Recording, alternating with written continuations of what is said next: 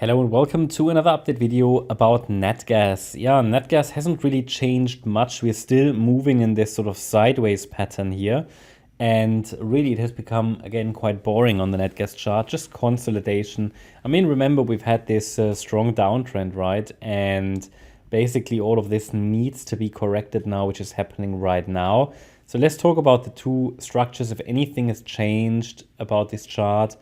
And yeah, let's start here on the 4-hour chart. Still unchanged is the wave count here from the October high.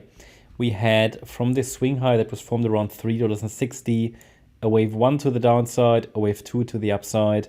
The third wave, and this is already where, you know, it's a little bit uncertain. Did the third wave already complete here? Or do we get one more low in the third wave? And then we should get a wave 4 and a wave 5. So the main question on this chart is basically, is the wave 4, this fourth wave, already unfolding? Yeah.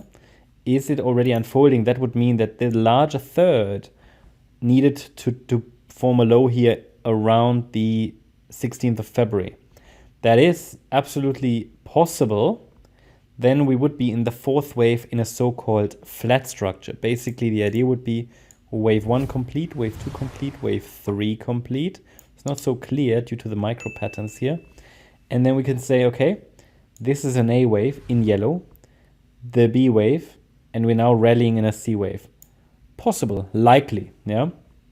And then we get one more low here in wave 5. That's one scenario. We talk about the relevant parameters in a minute. Or in the other scenario, we basically get one more low in this fifth wave of a third. The thing is, this gets quite out of shape now, this pattern. So I think in the last few videos I highlighted, okay, my preference would be two more lows. Basically that the third wave, as you can see here in the white count, the third wave gets one more low, then we do the wave 4 and then the wave 5. I'm starting to lean towards the other count, not because anything got invalidated, which it definitely didn't, but the size of this consolidation just fits better with the idea that this is already the main fourth wave. So I'm not going to change anything here yet on this chart, but it's just something that I'm observing now. Let me take these areas out. Something I'm observing now and where I'm thinking, okay, if it pushes much higher from here and follows this yellow microstructure for the next video, I'll probably change the, well, not really change the count because the count is already on the chart, but would then basically label it as if the third wave really bottomed here on the 16th of February. For now, I'm just observing the structure here. The parameters should be clear anyway. So in the yellow count, the idea is we go higher. So the main point is, or most important, when we have two counts, both, by the way, still suggest another low, okay, at least one more low. But how can we distinguish between the two? So it's quite straightforward. You can see here an ABC structure that would be within an already unfolding fourth wave, yeah?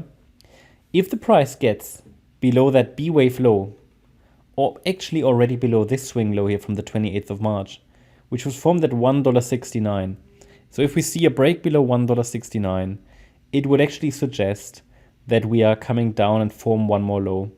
And this is then rather in line with the white count. But as long as we're holding this, because there is a short-term uptrend now, I think the yellow might actually be in control. And I would follow that microstructure to the upside here, as long as the $1.69 level is holding. But I would still like to see one more low, basic, just find it the most probable scenario. And why? Because this move up here is just a three-wave move. Okay, so I have no evidence that a low is in place. I would need to see 5 waves up to confirm that.